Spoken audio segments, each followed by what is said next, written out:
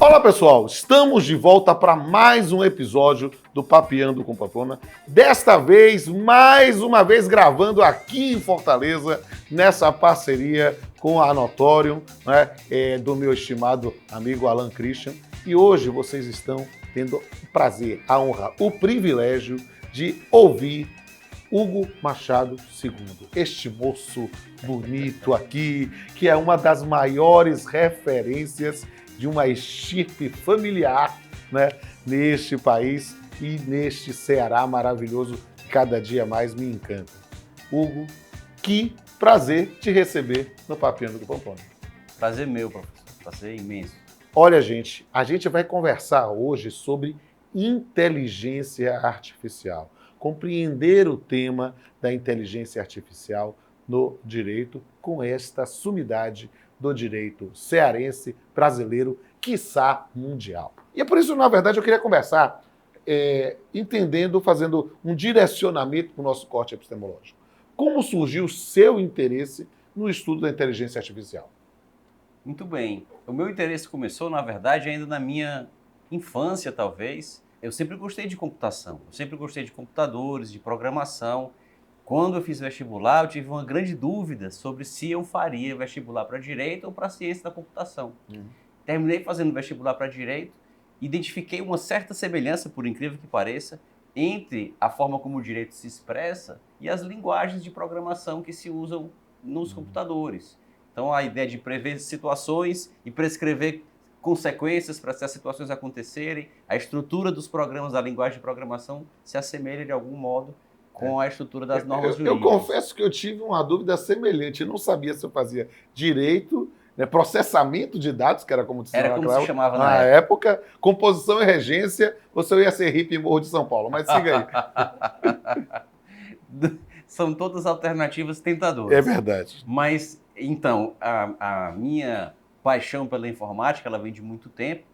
Como eu disse, desde a minha infância, eu usava computadores quando eles ainda eram ligados na televisão. Oh, eu também. Usei o TRS-80 da Rádio Check, que era equivalente ao CP500 na nossa época. Exatamente. Eu não cheguei a ter o CP500, mas eu tive um MSX. Eu sou mais velhinho. Um TK90X, que era com processador Z80, com 3 MHz de velocidade, o clock. A gente jogava fita, você lembra? Você chegou fita a cassete. Fita cassete. Depois que a gente partiu para os disquetes. Disquete já foi uma evolução, mas era fita cassete que a gente botava. Isso, a fita gravava um ruído que o computador decodificava para dados. Exatamente. E a pessoa tinha que limpar o cabeçote da fita. Isso não é papo de gente velha, não, velho. Nós somos apenas jovens há mais tempo, só isso. Exato.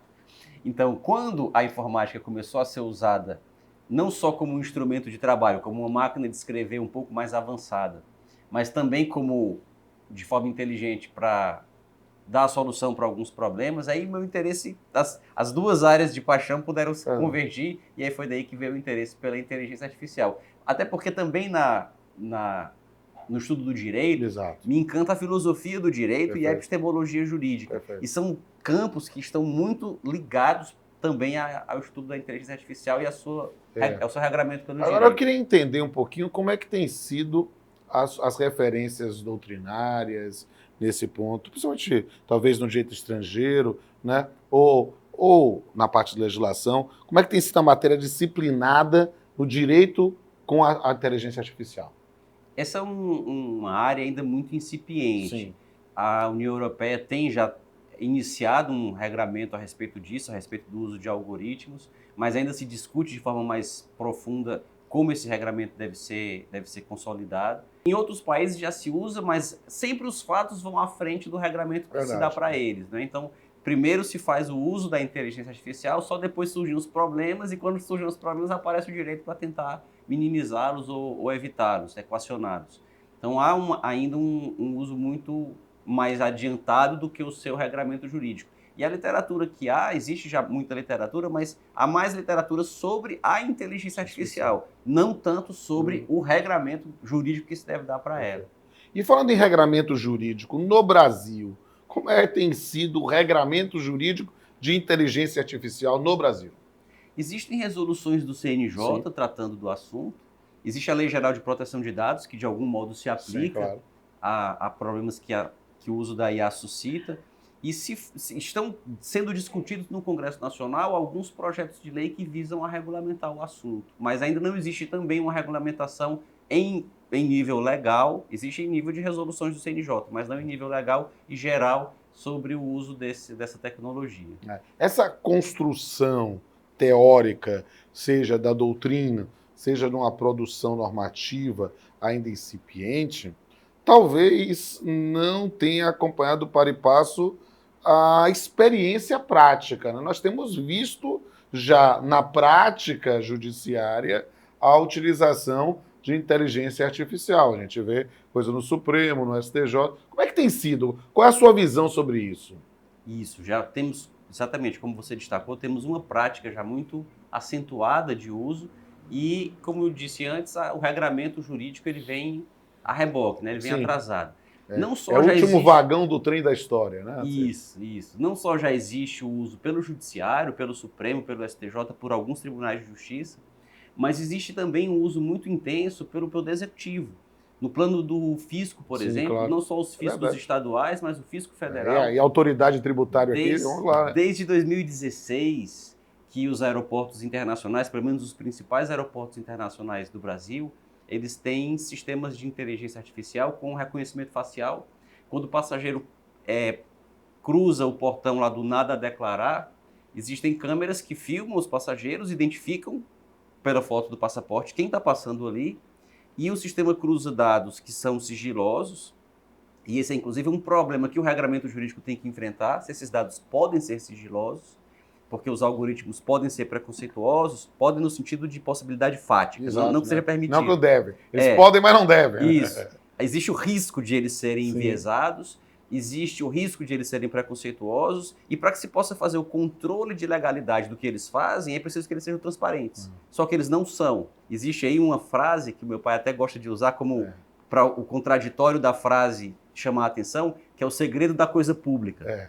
Quando o poder público usa um algoritmo, são secretos os critérios que o algoritmo vai adotar para filtrar, para regrar, para interferir nas nossas vidas. Mas o fato é que esse algoritmo, dentre outras informações que a Receita Federal, de forma um tanto genérica, divulga, mas não são todas, o peso das malas que nós despachamos quando saímos e despachamos quando voltamos, a quantidade de dias que nós passamos fora, o que gastamos no cartão de crédito e outras coisas mais de Big Data que são cruzadas e dizem para o inspetor da alfândega quem deve ser parado e quem não deve.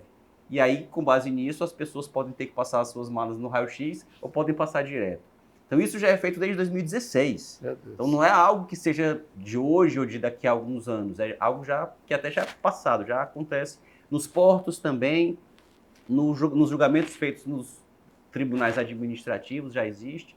Então, realmente, como você destacou, é algo que a prática no Brasil já está bem avançada. Gente, eu queria confessar uma coisinha. Quando eu imaginei entrevistar o professor Hugo Machado II, eu queria, de todo jeito, falar sobre processo tributário, porque ele é uma das referências no país. E, claro, era também uma forma de homenagear também o pai dele, que é uma das referências, um dos meus sonhos de consumo de ser entrevistado no Papeando, né? O maravilhoso Hugo de Brito Machado. Né? Mas é evidente aqui no papo, aqui nos bastidores, aqui, como a escolha de inteligência artificial foi acertada. Ele realmente tem uma visão ampla sobre isso, e eu não tenho dúvida que você que está nos assistindo aí de casa vai ter muito mais ainda referências hoje com o andamento aqui do nosso trabalho. Mas eu queria pensar aqui, Hugo, e fazendo esse elogio público, essa satisfação de estar lhe entrevistando. Eu já era fã de seu pai, agora sou seu fã, né? E estou muito feliz mesmo. Eu queria que você falasse justamente para esse pessoal que está nos assistindo aqui presencialmente ou virtualmente, dizendo aqui, olha, quem quiser se aprofundar um pouco mais sobre esse tema da inteligência artificial no direito, o que você daria de mensagem para ele? Eu sei que você está escrevendo um livro sobre isso, está saindo aí alguma coisa, não sei se na hora que o programa for no ar já vai estar pronto, mas é possível, né? Então, mas eu gostaria que você desse essa orientação final aqui. Talvez os problemas mais intensos que esse estudo suscita são problemas ligados ao que é a inteligência. Sim. Quando nós estudamos inteligência artificial, os autores eles têm dificuldade de definir o que ela é, não porque seja difícil definir o adjetivo artificial, mas é difícil definir o substantivo, inteligência. O que é a inteligência? O que a caracteriza? Existe a inteligência chamada inteligência restrita ou estrita, que é a habilidade de desempenhar uma tarefa específica, atingir uma finalidade específica que foi indicada pelo programador, como jogar xadrez, como dirigir um carro, como conduzir um algoritmo para que ele sugira um filme, por exemplo, para o usuário de uma plataforma de streaming, ou para traduzir um texto. Mas existe a chamada inteligência artificial ampla, que seria aquela capaz de escolher os seus próprios objetivos, finalidades e tomar suas decisões de maneira mais autônoma, que seria mais próxima da humana. Essa não existe e talvez se questione, inclusive, se um dia vai existir. Mas essa restrita já existe em todos os lugares. Verdade. Ela permeia nossas vidas em todos os lugares. E existem vários pontos que podem ser aprofundados. Eu daria de sugestão para quem quiser estudar. Basta a gente acessar uma rede social. Eu digo, você vai compra alguma coisa na internet, logo depois começa a aparecer um monte de ofertas de produtos nisso. Tudo isso na base dos algoritmos da inteligência artificial. Isso, exatamente. Esse é um exemplo excelente. E nos tribunais isso já é usado para selecionar precedentes que vão ser aplicáveis ao caso, para fazer a triagem de processos sobre um mesmo assunto, para facilitar o trabalho do desembargador, do ministro. Então, esses problemas já estão presentes na nossa vida e ainda falta, como eu disse, a regulamentação. Um ponto importante de ser estudado seria algo relacionado à neutralidade desses algoritmos, a possibilidade de eles serem transparentes, de eles serem compreendidos e de se poder fazer um controle de legalidade dos atos que eles praticam quando eles são usados pelo poder público ou mesmo por particulares, né, daquela ideia de horizontalização dos direitos fundamentais. Então, quando um banco, quando um empregador, quando uma companhia de seguros usa um algoritmo, ela também tem que respeitar os direitos individuais das pessoas, dos consumidores, e quando o algoritmo é opaco, fica difícil saber se isso está sendo feito. Então, esse é um ponto que tem um estudo interessante. E o outro diz respeito à própria questão da interpretação, da textura aberta da linguagem. Esse talvez seja o maior desafio que a inteligência artificial provoca, porque ela nos remete a textos, é incrível, professor Pamplona, como textos antigos como o Teteto de Platão, que foi o primeiro livro escrito sobre epistemologia. O Teteto começa com uma pergunta que o Platão faz para o Teteto: o que é o saber? E o Teteto começa a tentar responder o que é o saber, e as respostas vão sendo, como sempre, desmontadas pelo Sócrates. E quando o Teteto pergunta, então, para ele o que é o saber, ele diz que está ocupado, tem um escravo chamando, ele tem que ir embora, e não responde. Mas aquelas perguntas que são feitas ao Teteto sobre o que é o saber, continuam sendo feitas até hoje. O que caracteriza o conhecimento humano? Como é que nós compreendemos a realidade? Como é que nós interpretamos a realidade? E as palavras? As palavras, elas são interpretadas não de modo indutivo, não de modo automático, mas à luz do contexto e atribuindo sentido às pessoas que usam as palavras, atribuindo intenções às pessoas que usam as palavras. Então, se eu dissesse agora, por exemplo, o banco quebrou, o que significa essa frase? Se eu pronunciasse essa frase numa reunião de executivos financeiros, todos saberiam que uma instituição financeira faliu. Se eu pronunciasse essa frase numa loja de imóveis em que alguns móveis são testados, alguém ia saber que um desses móveis se rompeu. Mas a máquina, ela tem muita dificuldade de fazer essa análise contextual. Talvez se fosse uma reunião entre processadores de dados, o banco quebrou, era o banco de dados. O banco de dados, o HD do computador. Então, no caso de palavras, as máquinas têm muita dificuldade para fazer a interpretação por isso. Se eu digo a frase: despeje o conteúdo da garrafa na taça até que ela fique cheia. Ou então despeje o conteúdo da garrafa na taça até que ela fique vazia. Se nós dizemos essas duas frases para um ser humano, na primeira ele sabe que ela se refere à taça, porque a taça é que vai ficar cheia no processo. Ela, na segunda frase, se refere à garrafa, porque ela é que vai ficar vazia no processo. Mas a máquina não consegue saber o ela se diz respeito a uma ou se a outra, porque falta o senso comum. Então, eu diria para quem tiver interesse em estudar esse assunto, se quiser estudá-lo do ponto de vista filosófico, para estudar a própria questão da hermenêutica, da interpretação de como nós atribuímos sentido às palavras, porque é isso que os autores de inteligência artificial estão estudando. Os teóricos de TI estão estudando isso, estão estudando filosofia. Olha, estou encantado. E, gente, eu não sou o único encantado aqui. Tem uma plateia que está sedenta para fazer umas perguntinhas. Daqui a pouco a gente volta.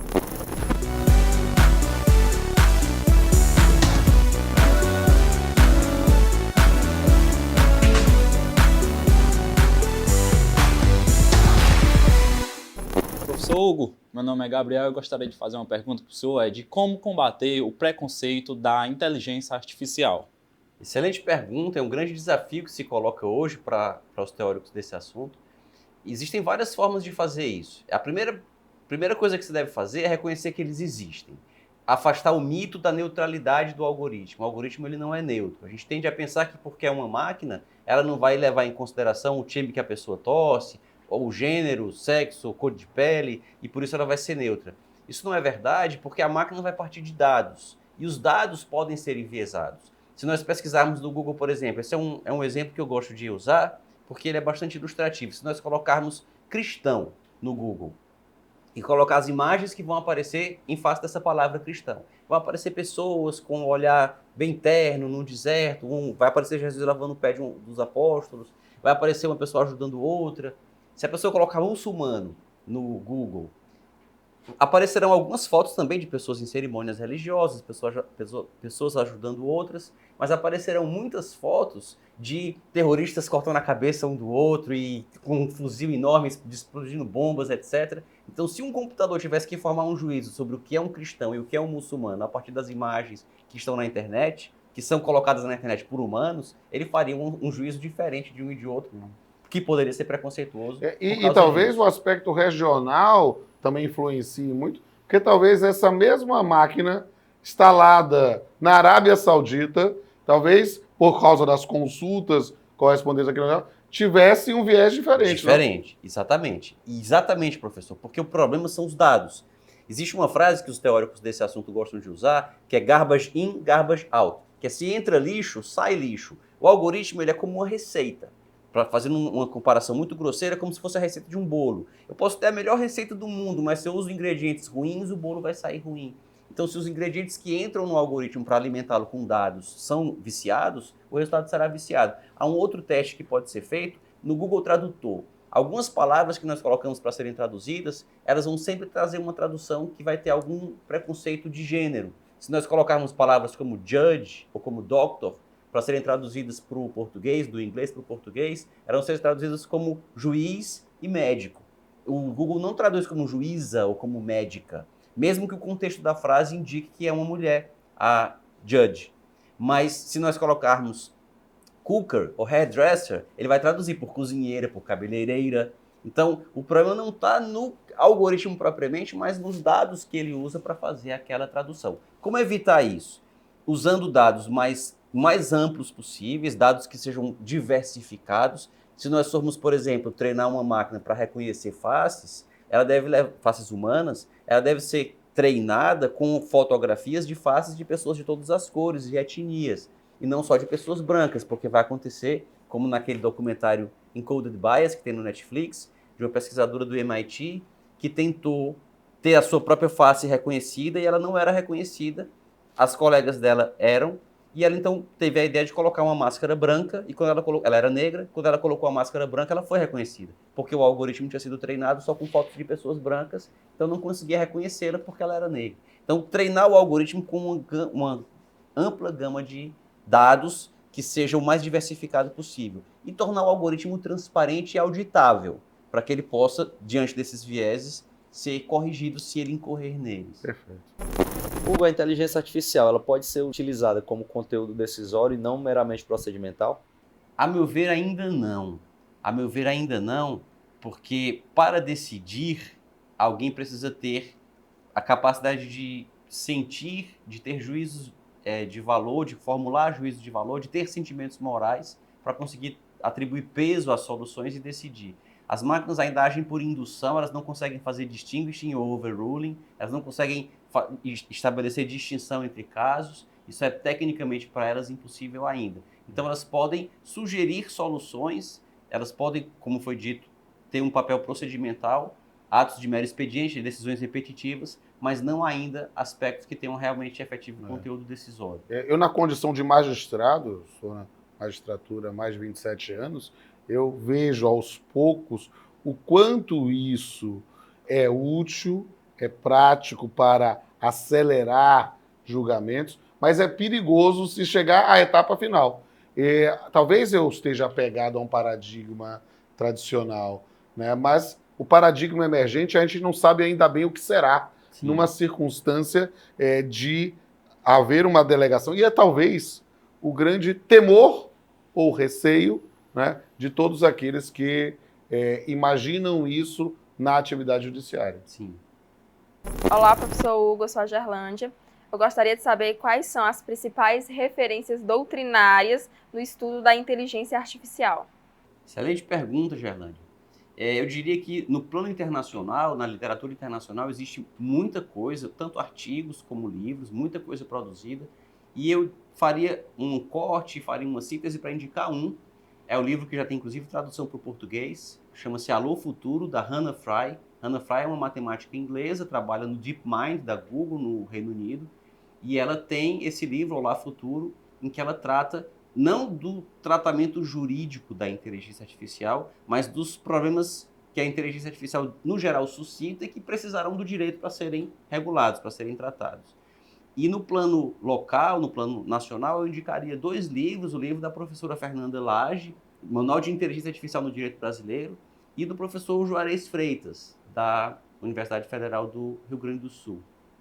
Eles dois têm o professor Juarez Freitas e Tommy Bellini Freitas, que é o filho dele. Os dois escreveram esse livro, Direito e Inteligência Artificial, e o da professora Fernanda Lage. São os dois, dentre vários outros, existem vários livros já sobre esse assunto, mas para ficar em poucas referências, eu indicaria no Brasil esses 2. E o meu que eu vou escrever agora... É isso que eu já vi, Gerlândia. Veja o livro do professor Hugo Machado II. Direito e Inteligência Artificial vai sair pela editora Foco, ele deve estar saindo nas próximas semanas, já escolhi até a capa do livro, deve estar saindo nas próximas semanas. É possível que quando o programa for ao ar já esteja, inclusive, disponível. E existe um podcast que é em inglês, mas quem puder, tiver a capacidade de acompanhá-lo, eu sugiro, que é dessa mesma autora, Hannah Fry, se chama DeepMind, que é um podcast sobre inteligência artificial, que é muito interessante, muito bom.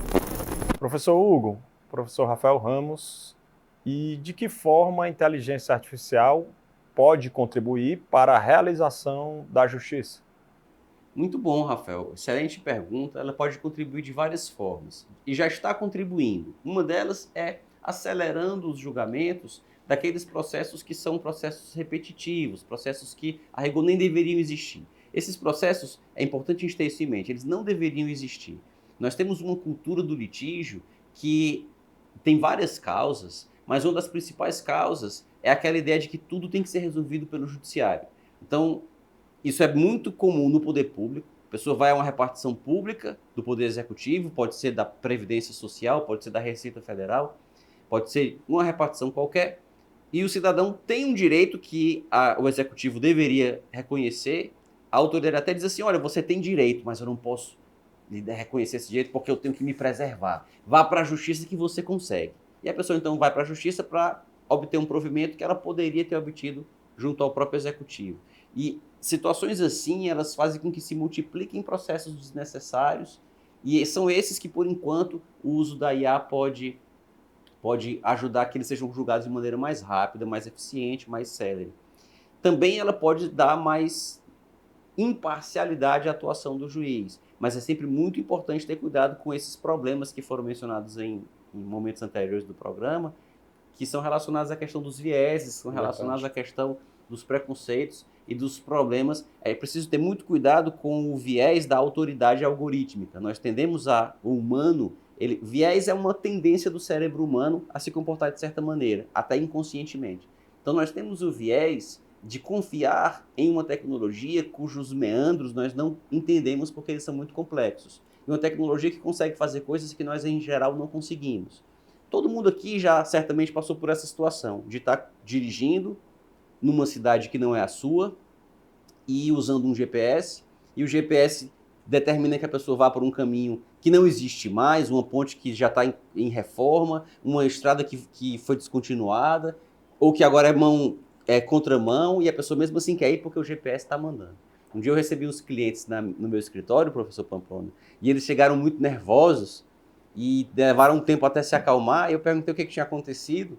Eles tinham vindo de outro estado, e eles disseram, não, a gente alugou um carro no aeroporto, e tem uma tal de Dom Luiz. A Avenida Dom Luiz é uma importante avenida aqui do Ceará, de Fortaleza, que mudou de sentido há relativamente pouco tempo. Ela era mão dupla e ficou mão única, ficou uma avenida que vai só no sentido da praia para o centro. E o GPS do carro deles estava desatualizado e mandou que eles entrassem na mão deles na contramão. Meu Deus! E eles saíram teimando, um dizendo, é por aqui o GPS está mandando, e outro, não, mas tem carro vindo no sentido contrário. Esse aqui é o viés da autoridade algorítmica e que os juízes, quando usam da IA, eles têm que ter cuidado para não incorrer nela. Todas as evidências indicam o contrário, mas como o algoritmo mandou, se faz daquele jeito. Esse é o ponto mais importante. Esse talvez seja o grande desafio do lidar com a inteligência artificial. Mas eu fico muito satisfeito de estar aqui com a inteligência natural de professor Hugo Machado II. Permita-me ter o privilégio de fazer um brinde. Sim. Estamos em Fortaleza, mas não é cachaça, é água, viu, gente? Então, aqui para a satisfação Saúde. para todos nós. Inteligência artificial.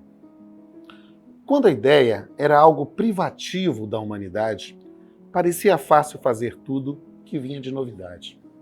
Mas tudo mudou no horizonte. E o que se tem defronte é um novo desafio a trilhar. Não somente automatizar, mas honestamente delegar a números e algoritmos o que era feito em outros ritmos, em esforços hercúleos individuais. Não se sabe o que virá, mas o futuro inevitavelmente chegará. E é muito bom se preparar para conhecer e habilmente lidar.